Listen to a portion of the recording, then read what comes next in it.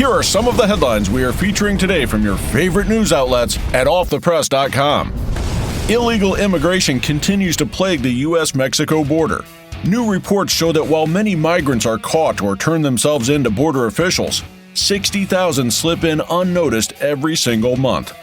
A majority of Americans fear that the arrest of former President Donald Trump by President Biden's Justice Department makes the U.S. look like a banana republic.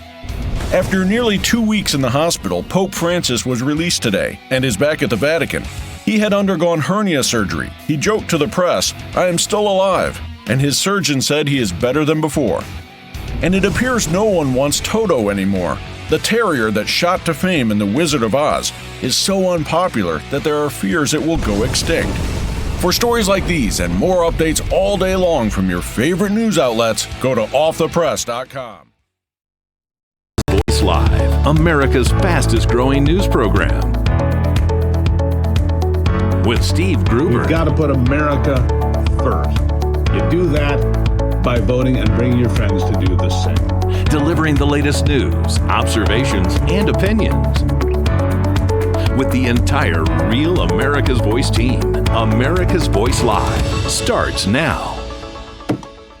Welcome to America's Voice Live. I'm Steve Gruber. Today, Thursday, June 16th. Let's get to the day's top stories, and thank you for being here today. On Thursday, June 8th, two massive political stories broke in this country. Number one, President Joe Biden and former President Donald Trump were both implicated in major breaking news stories, but only one story was covered by the three major news networks, of course, just one. Then Dane County in Wisconsin has voted to become a sanctuary for those seeking medical support for sex changes, even young kids. Bridget Ziegler from the Leadership Institute will join me to discuss that. And later, you would think it would be easy to ban the filming of pornography in any buildings funded by taxpayer dollars, right? Apparently not in Arizona. Arizona State Senator Jake Hoffman will join me to talk about it right here on America's Voice Live. Now, while the world obsessed over former President Donald Trump in a Miami federal court on Tuesday of this week with 37 felonies hanging over his head for arguments over what is a presidential record and what is not, the mainstream media has been ignoring the far bigger, far more consequential, and far more damaging scandal engulfing Joe Biden, Hunter Biden, and possibly several more members of the Biden family. We've already learned that Joe and Hunter were each in on receiving $5 million each, paid to them apparently from a Ukrainian national that, according to a whistleblower, and accusations that date back to 2017. We also have evidence that tapes exist of the Bidens looking for bribes, but not only that, now reports allege that the Bidens, quote, coerced, that's a quote, coerced a Burisma executive for those $10 million in bribes that the FD 1023 form from a whistleblower says took place. But it gets worse for old Joe. We also learned that Biden had $10 million mysteriously appear on his 2017 tax returns under an S-corp with no explanation where that money came from. Curious, right? This is all very problematic, but the major news networks, they gave the bribery and money laundering scandal almost zero coverage, zero. Because, well, a certain historic event that could rip apart our republic, as we've known it, was going on instead. That's some pretty good coverage, huh? But I can tell you Chuck Grassley, the nearly 90-year-old senator from Iowa, he's not going to let it go. It is his revelations that keep setting the White House on its heels. And on the House side, scandal there is not going to be forgotten either. No matter how hard the Biden administration, the major media lapdogs and papers keep trying to bury the story, I'll get to them in a second, it keeps rearing its ugly head. Like the naked pictures of Hunter Biden passed out with a crack pipe in his mouth, it's something you just can't unsee. Here's House Oversight Committee Chair James Comer with some more shocking information. Listen to this closely. Look, Christopher Wray has no control over the FBI. One thing that I've learned from dealing with Grassley's whistleblowers is that this is an organization in disarray. No one has confidence in leadership at the top. You have bureaucrats, deep state bureaucrats, who are running the show. They're partisan. They want to get Donald Trump.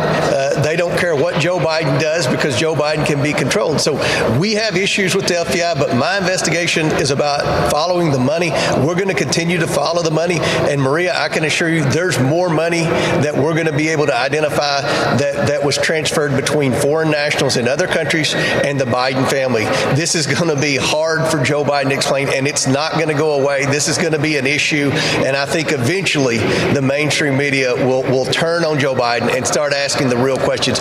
What did your family do to receive all this money? What number are you up to now? How much have you identified of the money he's taken in from foreign nationals? We have more bank records coming in, but we're going to exceed 10 million this week, and I think we'll get up between 20 and 30 million dollars. So not just 10 million, 20, 30 million? Come on, it's going to be higher. You know it is. Remember when Joe Biden asked, where's the money? Just last week? Well, it seems like Republicans are finding it. Grandpa himself is now getting questions on a regular basis about whether or not he received bribes to impact American policy. And though he doesn't seem to take them seriously, really, he should. Listen. Why did the Ukraine FBI informant file refer you as the Why is that term applied? That's a great question. So if you didn't hear it closely, the president's response to a question about bribes he may have taken is to insult the reporter asking a serious question. Why'd you ask such a stupid question? I wonder what the president is so mad about. Why would he care if it's such a silly question? Look, dude, that's just silly. Strangely enough, however, despite really embarrassing performances like that, the folks handling the old man are still taking him out in public, walking him around like a show pony to show how hard he works and how lucid he is. This is not a winning formula, I have to say, and the reason he's trailing Donald Trump, 37 indictments in all by several points in several polls, especially when he reveals plans about, well, try not to laugh out loud, especially when he reveals plans about a railroad across the Pacific and Indian Oceans. I guess that mega project will be built to save the planet or something. You have to hear it to believe it. Here it is. Well, we're going to win and we're going to help. We have plans to build a railroad from the Pacific all the way across the Indian Ocean. We have plans to build in Angola, one of the largest solar plants in the world. I can go on, but I'm not. I'm going off script. I'm going to get in trouble. You're in trouble, all right, Joey. You're in real trouble. What the hell is he talking about? We're going to build a railroad across the Indian Ocean. All aboard. Is this really the kind of thing the Biden administration is working on while America goes to hell? Come on now. Mega railroad projects across oceans, across time, and across common sense. It's not.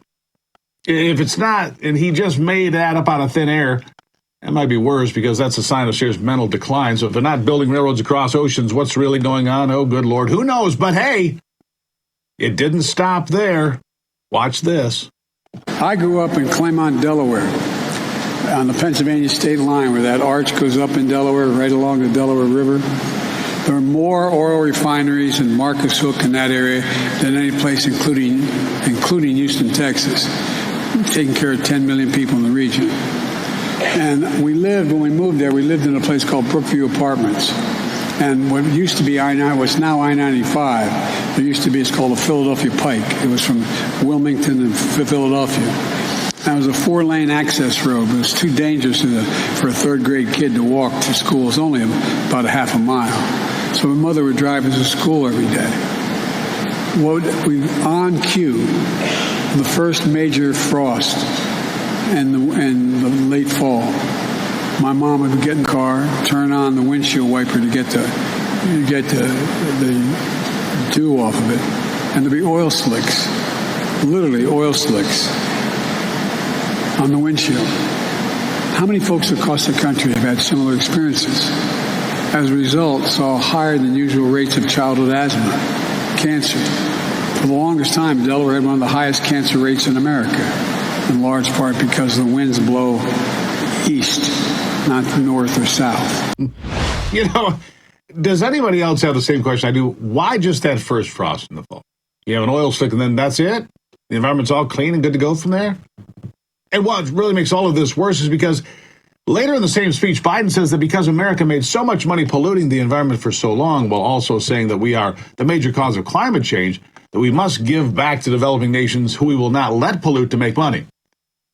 Or something like that. He said we cleared the land, destroyed everything. Have you been out to a park lately? Down a back road, America is gorgeous. So none of that makes any sense. I don't understand any of it. Don't worry. Senile Joe doesn't understand it either, but he thinks he does. Because no matter how low he is on energy or, frankly, intelligence, he's not short on hubris. and smart-ass comments on important topics. This is him saying it. Tell me if it makes sense to you. Roll it. We've mobilized the world's leading emitters to help poor countries deal with the impacts of climate change. They called it the G7, the Build Back Biden, Build Back Better, and we realized that got confusing. So now we don't call it that. What we call it is, here's the bottom line. Look, we're the ones that caused the problem. The United States, we cleared all our land. We did all the things to make things more easy for us to make money. Oh, boy. Joe Biden versus the prompter. And the prompter wins again. We used to call it G7, Build Back Biden, Build Back Better. Then we used to call it, what I mean is, yeah, Joe, what you mean is, well, you have no idea what it means. We have no idea what it means either. But remember this. Remember this. No matter how bad Joe is, which is pretty awful, things could always be far worse. Here's your Vice President, Kamala Harris. Happy Juneteenth. Please have a seat. Please have a seat.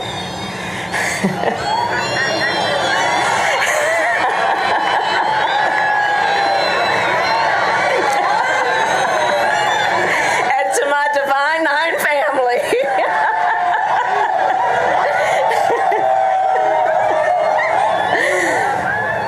Good evening, everyone.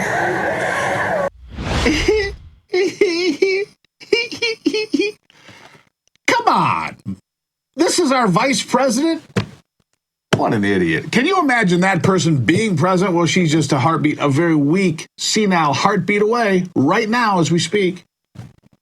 And even though the networks try to ignore the problem of age and ignorance and incompetence, some of them are being forced to tell the truth a little bit at least about what would happen if an election rematch were held today between Donald Trump and Joe Biden. They're being forced to tell the truth, believe it or not. Listen to this. The best case against Trump is electability.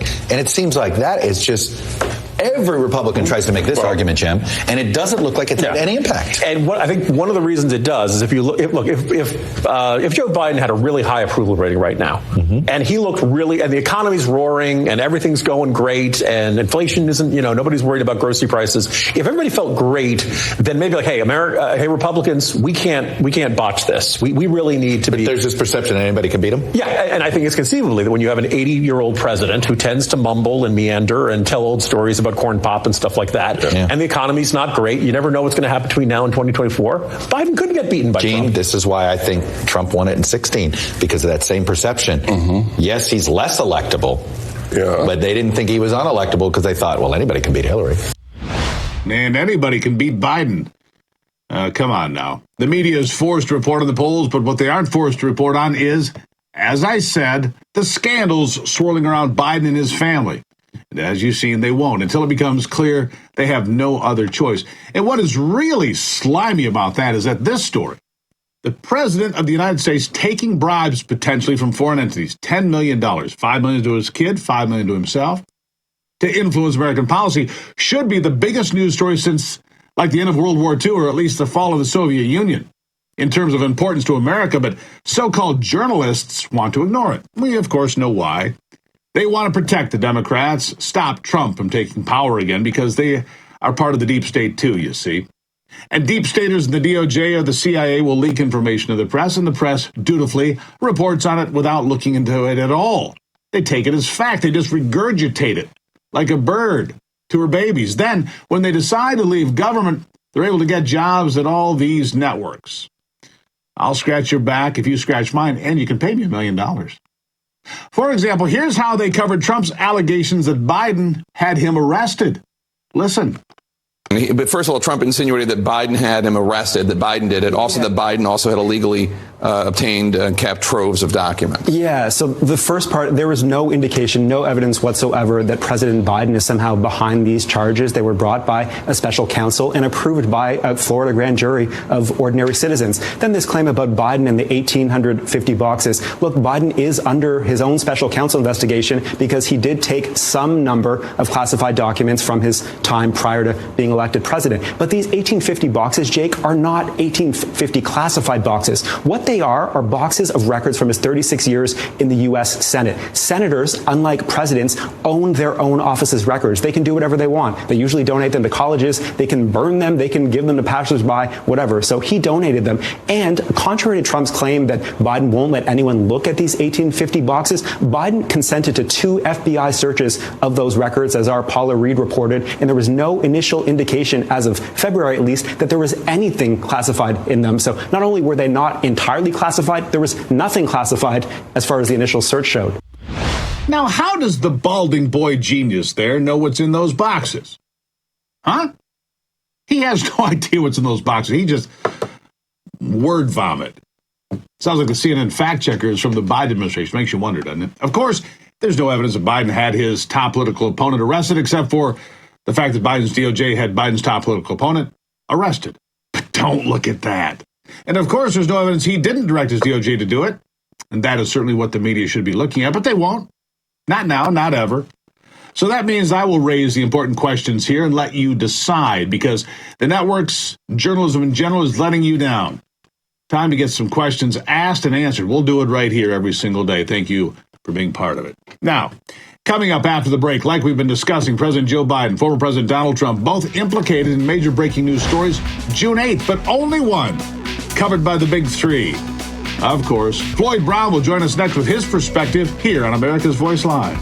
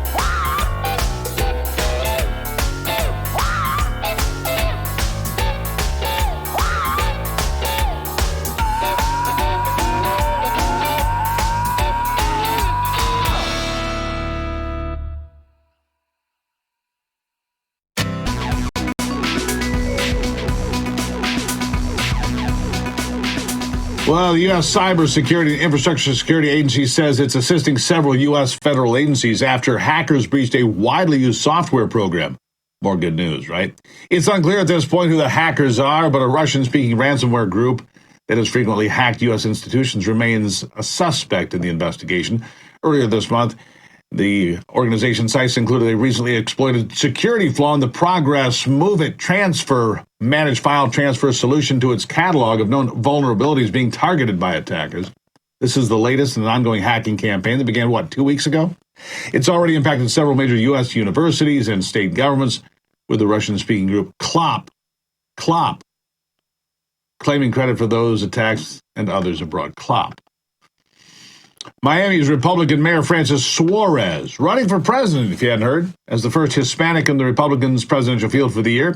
He announced his candidacy at the Ronald Reagan Foundation and Institute as a scheduled speaker for the library's month-long A Time for Choosing series. Take a look.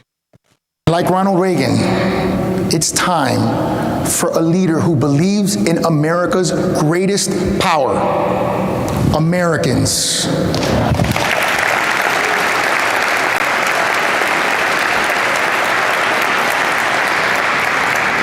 Who stare into the infinity of possibilities and helped every American find their purpose by helping them each make a dent in the universe.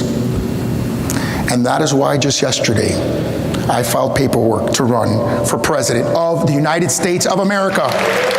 Because I love this country. I want to serve it with humility and gratitude for all that you have done for me. I believe America is still a shining city on a hill whose eyes of the world are upon us and whose promise needs to be restored. And I believe this city needs more than a shouter or a fighter. I believe it needs a servant. It needs a mayor. My name is Francis Suarez, and I am here to help. Thank you, and God bless you. All right, so let's go ahead and decide what is his chance of being elected president. Sorry, Mr. Mayor, you're a great mayor. Miami's doing well, certainly compared to Democrat mayors around the country, but come on, Mr. Suarez, you're going to have an awfully tough time. He still needs to receive donations from 40,000 individual donors in order to bring his message to the GOP debate stage. We wish him well. The Independent Office of Special Counsel has determined that White House Press Secretary Karine Jean-Pierre has made repeated violations of the Hatch Act. Jean-Pierre did so by using the phrase MAGA Republicans in its various iterations during press briefings and in press conferences and so much more. Because MAGA is the slogan of a political campaign, its use is considered, quote, political activity and is prohibited for those in official government positions except for elected officials like the president himself. Naturally, the special counsel decided to do nothing. They gave her a stern warning. In response, you'd think the White House would institute some new policies to ensure that such violations of the law don't happen again. But who am I kidding?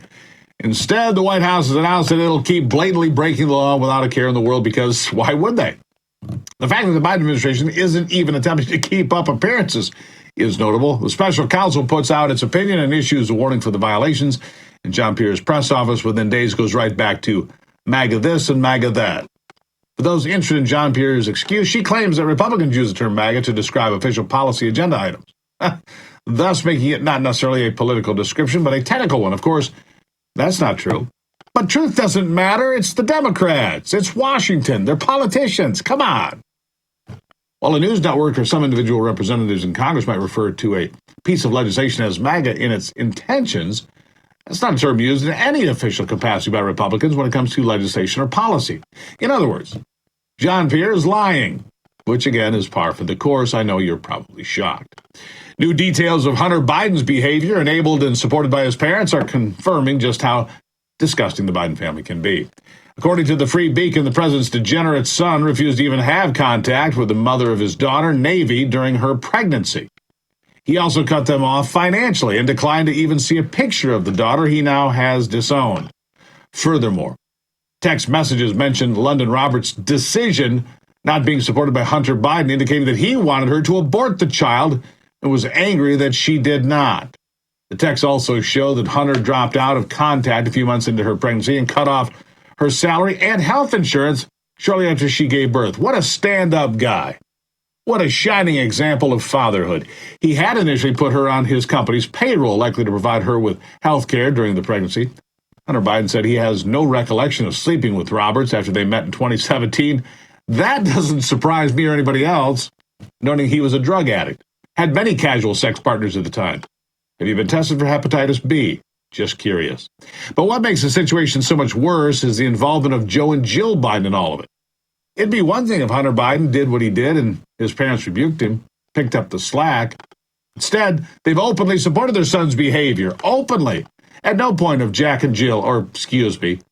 and Jill attempted to include their granddaughter in their lives, and pictures have shown they won't even hang a stocking for her at Christmas. The Biden family has shown all of us exactly who they are. We should believe them. We should. And the press should stop making excuses for them. That should end. It might be time for us to admit that the Bidens are the most dysfunctional, abjectly immoral public family in American history. Coming up after the break, like we have been discussing, President Joe Biden and former President Donald Trump were both implicated in major breaking news June the 8th, but only one was covered by the big three networks, of course. Floyd Brown on the way after this break on America's Voice Live.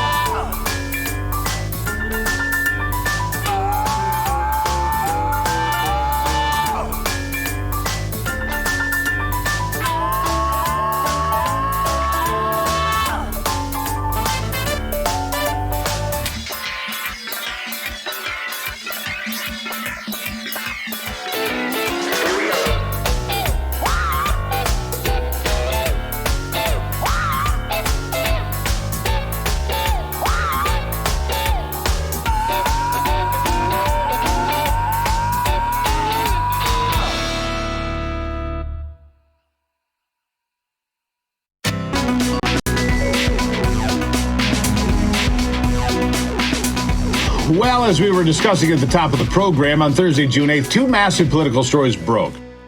These are massive stories, historical stories, but only one of them got covered by the broadcast networks at all.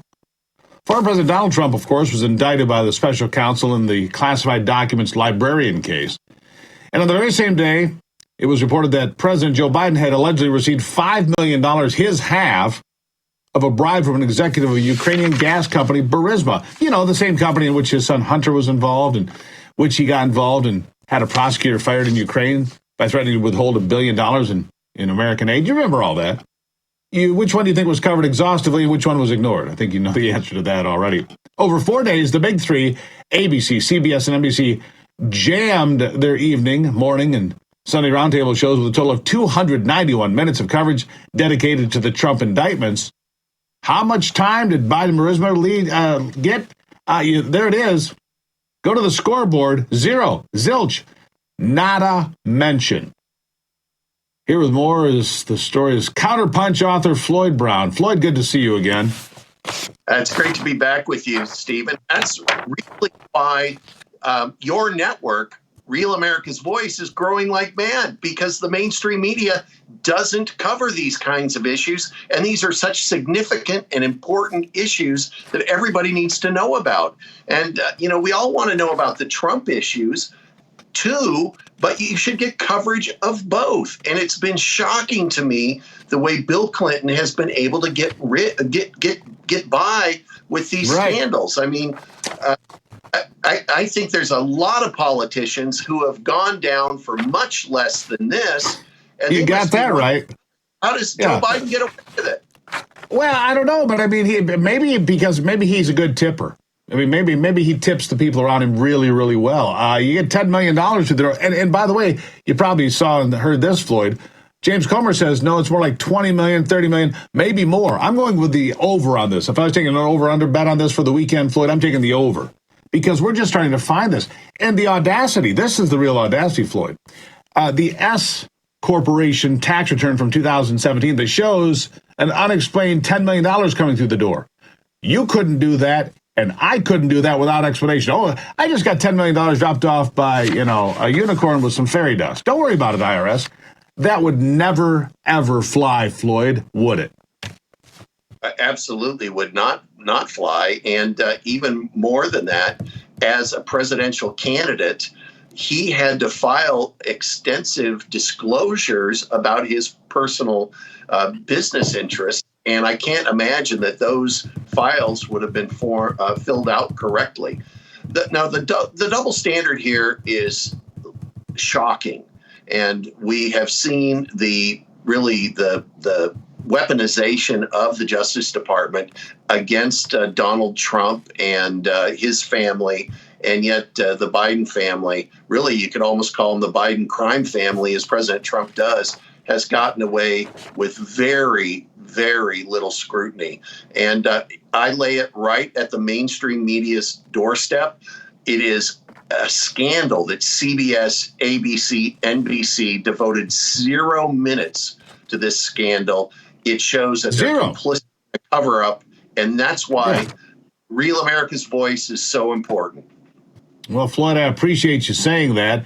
We're here to try to give, equal and balanced coverage to stories that matter. We've talked about Donald Trump's indictments at length, but we've also talked about the possible bribery and money laundering scandals of Joe and Hunter Biden, plus Jim Biden, maybe several other members of the Biden family. I mean, and James Comer, and here's the thing. There's a lot of people in Washington that you could ask questions about and say, I'm not too sure about that person. I can tell you Chuck Grassley is not on that list. Chuck Grassley is about as straight and honest as you can get, and he's not letting this go. The Iowa senator is on this. He's like a bloodhound on the trail, and he keeps ferreting out more information. He is the most dangerous person to the Biden crime family, as you put it, Floyd. He's the most dangerous one to them, I believe. What do you say? Well, I had the pleasure of working with Senator Grassley when I was a young man. I was on the staff of Senator Bob Dole back in 1987, 88, 89. And I got to see Chuck Grassley up close in those days. He is a man of impeccable integrity from Iowa. And I think that there's they can't impugn his credibility because everybody knows just how straight and clean he is, and he seems to be doggedly pursuing this. So we can all be very thankful for Senator Grassley. Yeah, he's on this, and like I say, he is unimpeachable. Senator Grassley is unimpeachable, and he's not giving up with it. And James Comer, good for him for the work that he's doing as well. And Jim Jordan and all the rest, the ones that are actually putting out there the things that we need to know. Because look, at one point, you might remember this, Floyd. This will be the last question I have for you. Joe Biden had the lowest net worth of any U.S. senator. This is not very long ago. Before he became vice president, he had the lowest net worth of any senator. A couple $100,000 was his total net worth. Now he has two houses valued at $4 million. I just did a quick scan of the internet that said his net worth is $10 million. How does a guy making $170,000 go from being worth a little bit more than that to being worth $10 million and having two homes worth $4 million? How does that happen? The short answer is corruption. That's the short answer. The longer answer is that, he isn't getting the same type of scrutiny by the media that most people get and should get just because of their hatred of Donald Trump. And, the media's job, the media is supposed to give Americans the information they need in order to make good decisions and good voting decisions, and they're just you got not. that right. Yeah, Floyd, greatly appreciate you being here. It's good to have you here as we go into the weekend. I'm sure Joe will be home enjoying time on the couch in Delaware at our expense too. So it goes. Floyd, thank you. Always good to be with you, Steve. All right, after the break. Dane County in Wisconsin has voted to become a sanctuary for those seeking medical support for sex change operations, even children. Bridget Ziegler from the Leadership Institute will join me next to discuss that on America's Voice Live.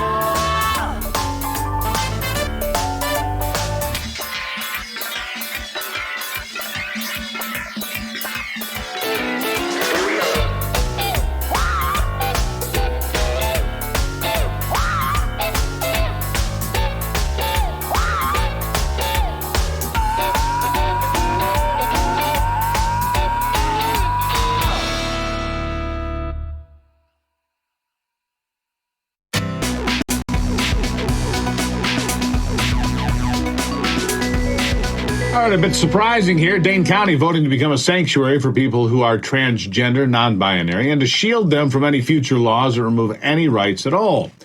The county board voted 25-1 to approve a resolution declaring that if Wisconsin were to pass a law that imposes criminal or civil punishments, fines, or professional sanctions on any person or organization that seeks, provides, receives, or helps someone to receive gender-affirming care, well, gender-affirming care includes treatments such as puberty blockers, hormones, and surgery, even for kids.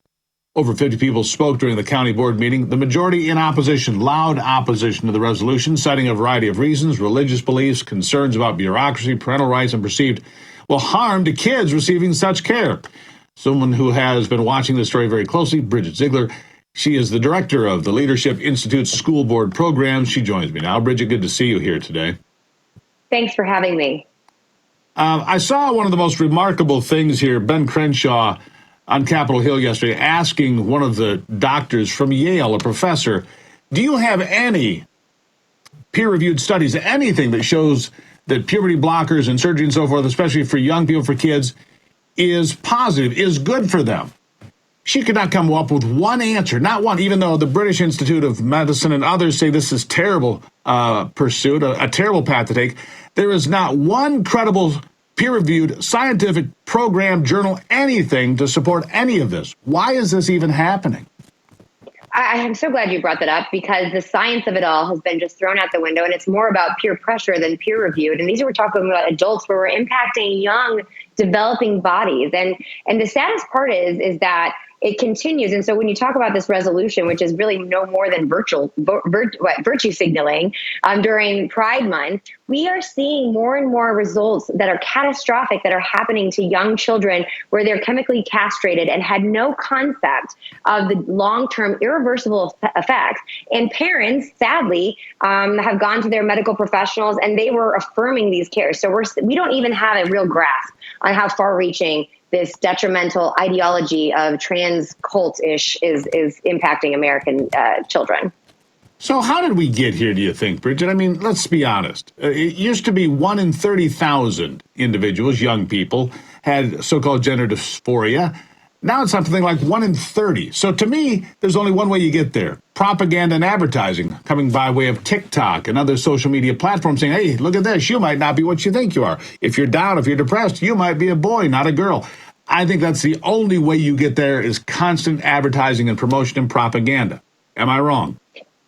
No, I think you're spot on. And so the name for it that we've heard is that, it's immediate onset or early onset gender dysphoria that used to only impact gender dysphoria like 0.002% of the population for decades. And as you mentioned, now it's skyrocketed and predominantly impacts young females, and it's social contagion. And what's so alarming is that the medical professionals who so many of us have sought to expect as the experts have affirmed, and there are a lot of people speaking out, thankfully. And as you mentioned, overseas, that we've seen Sweden and England and a number of different countries that are progressive pull back on these. And I will tell you, as I train and speak to parents across the country of all political persuasions, this is probably the number one issue that is getting people motivated to step up and speak up and take back and protect their children, whether it be at the state legislature, at the school board level, and any policymaking standpoint, because it's alarming that what's happening to our children.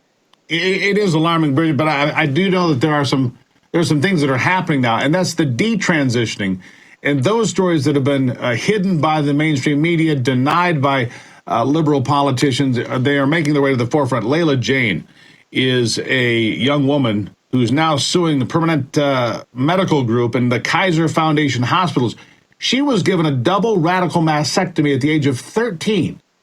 She says that 3 doctors told her, absolutely no way, you're too young. But they finally found one doctor that after one session said, oh, yeah, you can do all of this. She says she was forced into it, coerced into it, and it's a money-making program for these hospitals. It is a money-making machine to do all of these things, of course, and that's just frightening, isn't it? Well, they're turning them into lifelong patients, and we have to be serious about this.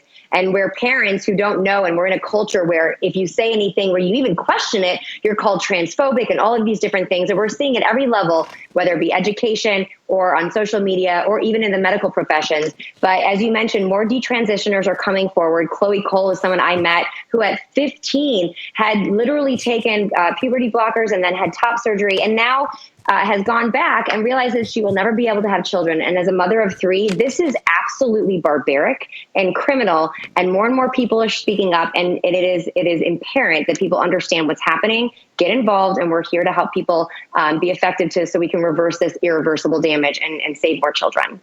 Yeah, it's time to step up. It's not to being homophobic. My fear is that we're destroying children's lives, just like you just described and I described. Young people having their lives destroyed and not realizing it because they're too young to make those kind of life-changing decisions. I'll give you quickly the last word. Well, exactly. Listen, when you were at 13, 14, or 15, most people aren't thinking about starting a family. They're thinking about what's happening in that weekend or how they feel, who likes them and who doesn't. So the adults in the room need to be responsible and need to be protecting our children from making decisions that are irreversible and having devastating implications. And I'm glad to see more people covering this. So thank you for covering this very important topic. Bridget, thank you for being here and sharing your expertise and your wisdom. We truly appreciate it. I'm sure I will talk to you again. You come back anytime. Thank you. Have a great one. You too. There you have it. Putting it out there for you. Coming up after the break, you would think it would be easy to ban the filming of pornography in buildings that are funded by taxpayer dollars, right? Apparently not in Arizona. Arizona State Senator Jake Hoffman up next with that story. It's unbelievable, but it's true. We'll be back.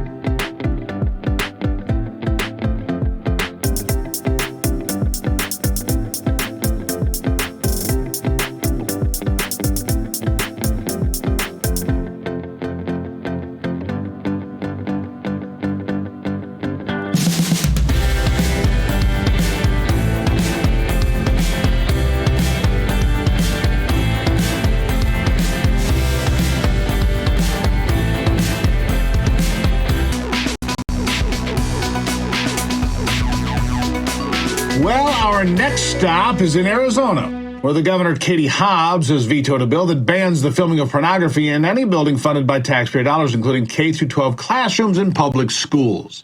You can't make that stuff up. Jake Hoffman's bill was offered in response to a media report about two teachers in Mojave County who were fired after students and parents found easily accessible pornographic material posted online made by the couple, some of which was created in the very classroom one of those teachers was working in. So I guess making porn in the classroom, that's not a big deal. The incident is not currently prohibited in state law, but Hoffman's bill, SB 1696, would have prohibited government property from being used as a site to film or facilitate sexually explicit material and acts, and would have established a violation as a Class 5 felony. Former Republican candidate for Governor Kari Lake also blasted Hobbs for the veto. Here with me now to discuss what is the next move is the sponsor of the bill, the Arizona State Senator himself, Jake Hoffman. Jake, thank you for being here. Greatly appreciate it. I mean, how can you veto this? If you've got people, they're in the classroom, they're rolling tape, they're doing whatever it is they're doing, and they're okay with this? I mean, is there a cleanup crew that comes in afterwards? I mean, seriously, there's so many things about this. There's jokes in here. There's disgust in here. Tear it apart for me. Well, look, I would say it's great to be with you, but I actually wish I wasn't having to be with you to talk about this. The fact that we have two teachers, and this is just the two that we know about. We know that another teacher lost her license for taking explicit photos on a middle school campus back in 2021.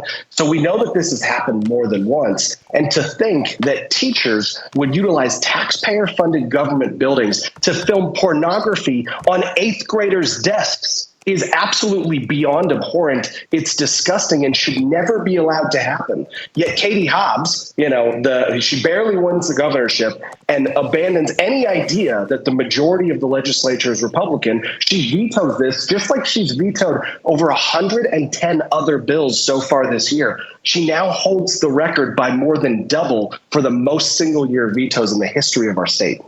Senator, I've got to know. I'm going to guess the answer. I'm going to say they didn't get fired because of union protection. But these teachers filming pornography, did they lose their jobs or are they still on the job?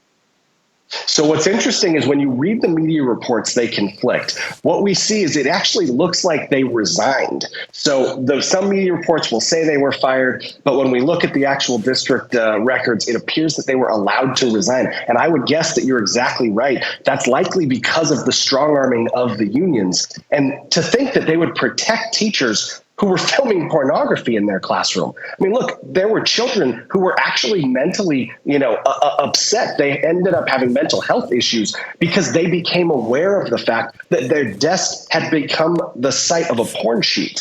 Should never be allowed to happen. I think that would offend most people. I think that would offend 8th graders. Yeah, especially young girls. I mean, it's an awkward age for boys and girls, but girls be like, are you kidding me? What desk were they on? That's why I say, was there a cleanup crew? Here's the other question for you. Did the police get called?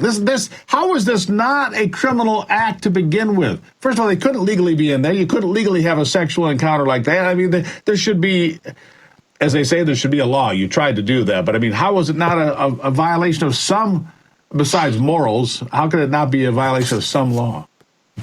Well, that was the first question that I asked. I'm right there with you.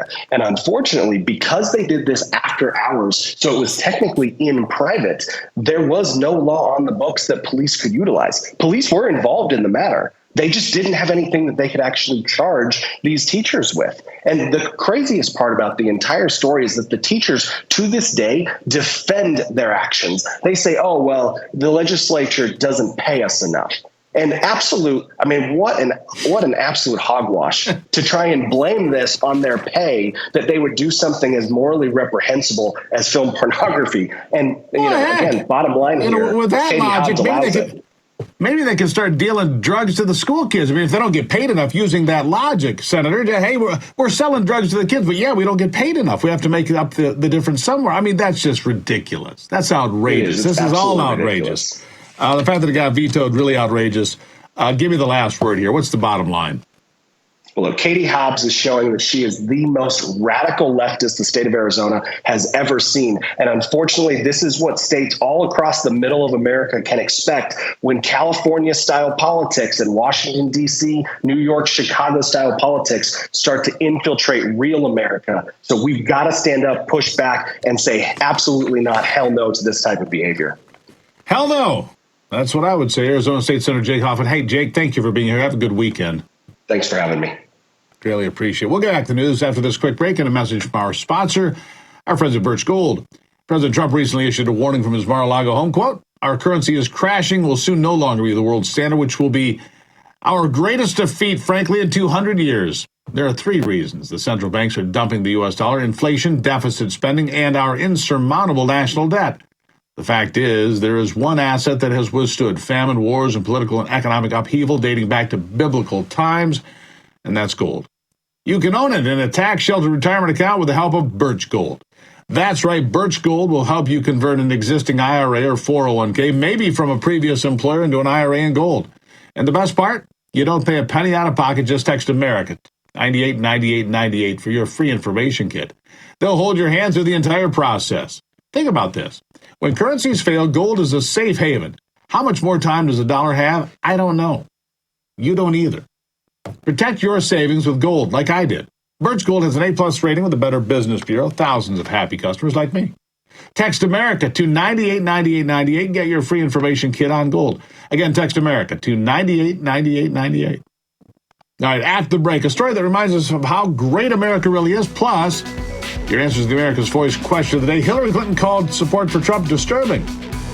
Oh, I'd like you to weigh in on that one. We'll be right back.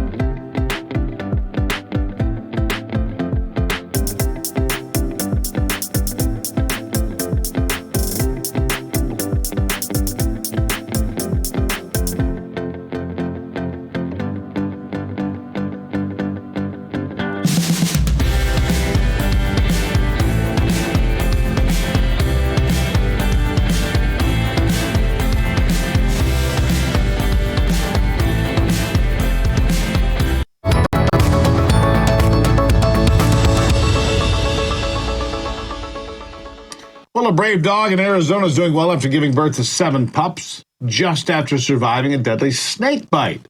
It's all true. Molly, a pregnant homeless cattle dog mix, and I love cattle dogs, bitten by a rattlesnake, good-looking dog, and brought by a Good Samaritan to an emergency animal clinic in Phoenix. The 1-year-old pup received anti-venom treatment at the clinic and promptly went into labor, giving birth to 3 pups right there. Rescuers rushed Molly and her pups to the Arizona Humane Society's trauma hospital. On the way, Molly delivered 2 more pups in the pet ambulance. Once at the hospital, the courageous mom and her litter of 5 were medically examined, then made comfortable, where Molly gave birth to the final pair of pups.